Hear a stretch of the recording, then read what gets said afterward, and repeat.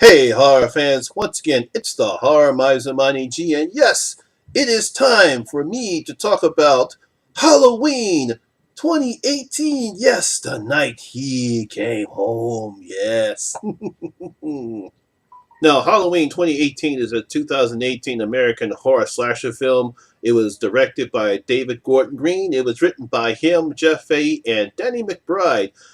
This film takes place 40 years after the events of the original Halloween. It completely ignores Halloween, all the other Halloween movies in the franchise, though it is still the 11th movie in the franchise.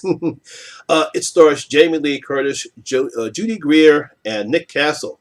John Carpenter is also back. He does the movie. He does the music in the movie. I think he was also as a consultant in the film. This film has been talked about ever since it was announced. Everyone was hyped about it. Everyone was also hyped that Jamie Lee Curtis is coming back. But enough talk. Let's see what I have to say about Halloween 2018. Yes. Now, I'm going to do a spoiler review and a non-spoiler review. This is the non-spoiler review. I will not review anything in the movie. This is just what I thought about it, what I enjoyed, what I didn't like about it. Then I will also do a spoiler review, which I'll go in depth about the movie. But let's get on with the non-spoiler review of Halloween 2018. Now, as pretty much people have seen in the trailers, we have these two British podcasters who are interviewing both Michael Myers and Laurie Strode. They are investigative journalists who decide to go in to investigate Michael Myers and Jodie Strode's just for, I don't know, I guess because they felt like they did it anyway. Of course, it is before long that Michael's being transferred from one facility to he's being transferred to the Smith Road facility to another facility, maximum security prison. His doctor, I forget what his name is. It'll come to me sooner or later. Who took over from Dr. Loomis? They interview him. They interview Michael, and everything seems to be okay. But unfortunately, as all these do in these other films, the bus crash. He escapes and he goes on a killing spree. Meanwhile, we see what Laurie Strode is up to, and of course, when she finds out Michael has escaped, she goes out her way to make sure that she will finally end Michael Myers and his reign of terror in the nice field of Haddonfield. Or I should say the nice town of Haddonfield. Now, to say the least, I really did enjoy this film. My expectations were kind of in the middle.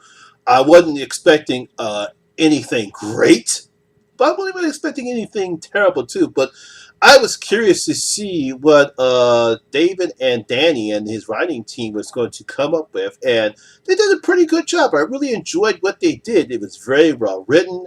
It was well paced. They paid a lot of homage to the original Halloween. The setting, the tone, the cinematography was fantastic. You had tension. You had some very great atmospheric, and everything about this film was very well made. Another great thing I really loved about this film is John Carpenter's iconic score. Uh, I like how they put it in places where it was needed in certain scenes of the film. It gave the scene some heightened tension, some excitement. Anytime when you hear the nice piano playing when Michael Myers enters the room, or when supposedly a little nice jump scare, when you see all this in the trailer, when the kids bump in the micro and you go, "Dear!" I love that as well too. They really did a nice job. It was nice to see them use John Carpenter's iconic score throughout the film. I'm also glad to see that, unlike some of the sequels, and even though this is a slasher film, they didn't rely on the typical slasher tropes. We don't have the typical characters in here in this particular movie. Yeah, there are a couple of jump scares, but the movie doesn't rely on that. It just relies on the tension, the atmosphere, everything else. That's what it relies upon. Um, and you also care about the characters. You really got to give credit to how David Gordon Green, how he directed the film and how he paces the film.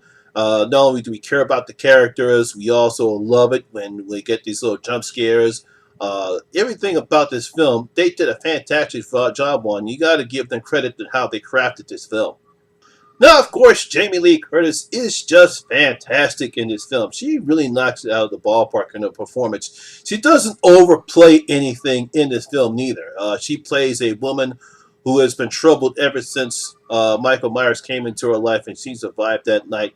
Her life has not been going very well throughout the film. We'll talk about that more during the spoiler review. She's suffering from PST. She has not had a great relationship with her daughter, and but all she wants to do is just to be left alone and just waiting for the time for Michael to strike. I also got to give Judy Greer credit. She's also pretty good in this film. You know, she's not in it as much, but when she's in it, she is playing the dutiful daughter who unfortunately grew up in a very not abusive childhood, but unfortunately she grew up in a childhood whose only thing was to just be prepared for Michael, and she does a pretty good job. I like her character. I like the actress who plays her granddaughter. Obviously, she has her own issues with her boyfriend. She really wants to have a still relationship with her grandmother, despite the fact her mother doesn't want anything to do with Laurie. But you can understand that she's the only one that seems to understand Laurie. But I like all three actresses in this film. Of course, it was nice to see Nick Castle return as Michael. He's in the earlier scenes in there. I thought he was very good. It was a nice tribute for him to return as Michael. Like I said again, James Judd Courtney, who plays the Shape, I thought it was very good. He's menacing. He's terrifying. He's very big. He's not what do you want to say? He's not stiff like some of the other Michael Myers. He's a menacing presence. It all goes back to how Michael was in the first film. He doesn't do anything. He just stares. He breathes real hard, and just outright just kills you with no meaning, no purpose. He just outright kills you. And I love the iconic Michael Myers mask. I think this is the best mask I've seen in the series so far. Especially when he puts it on. You've seen this in the trailer, so I'm not spoiling anything right there. When he puts it on, and I didn't want to say anything about the mask until after I saw the picture, and I thought that scene was incredible. And of course, you got to give the practical effects are pretty good in here. They don't use CGI on there, which I can't stand. They actually use blood. Now, keep in mind, the film doesn't rely on the kills, but the kills are there because that's what Michael Myers does. And when he kills with very brutal force. He's a non-stopping killing machine, and nothing will stand in his way. I mean, if you are in his way, you're going to die. It's that plain and simple. Overall, this is a very, very fantastic sequel. I truly enjoyed it a lot. I was highly entertained. Certainly makes up for some of the other Halloweens. Resurrection, let's see, 4 and 5 were part of the Thorn trilogy.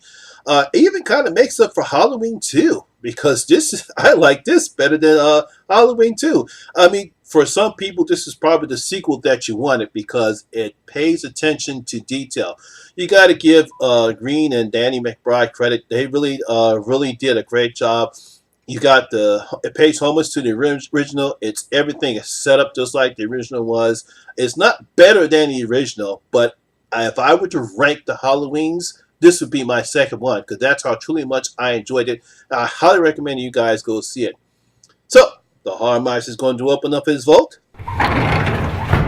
And I'm going to give Halloween 2018 4 out of my 5 gold coins. Yes, I'm going to give Halloween 2018 4 out of my 5 gold coins. It's very good. It will definitely be on my top 5 horror films of 2018. Probably not. I don't know if it's going to be better than Hereditary or A Quiet Place, but it might crack up in there. So, my horror fans, what did you think of Halloween 2018? Did you enjoy it as much as I did? Do you think this is the Halloween sequel we all horror fans have been waiting for?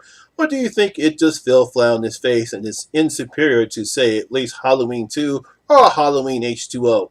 Leave your comments down in your comment section below and tell me what you thought about Halloween 2018. And please, do not put any spoilers in there. Save them for the spoiler review. So, that's it. That's my video for today. I hope you guys did enjoy the film and enjoy the video. And if you did, please give it a thumbs up. It really does help the channel out a lot. And once again, if this is your first time here, please hit that subscriber button and ring that notification bell. That way you can come and enjoy the horror experience with me, the Horror Miser Monty G. And as always, all my social media links will be on the description box below as well. Stay tuned for my spoiler review of Halloween. I'll have that up soon. Until then, once again, my name is Lamont Smith, better known as the Horror Miser Monty G. And always remember, horror rules. I'll see you guys later. I'm out. 1, 2, let's come for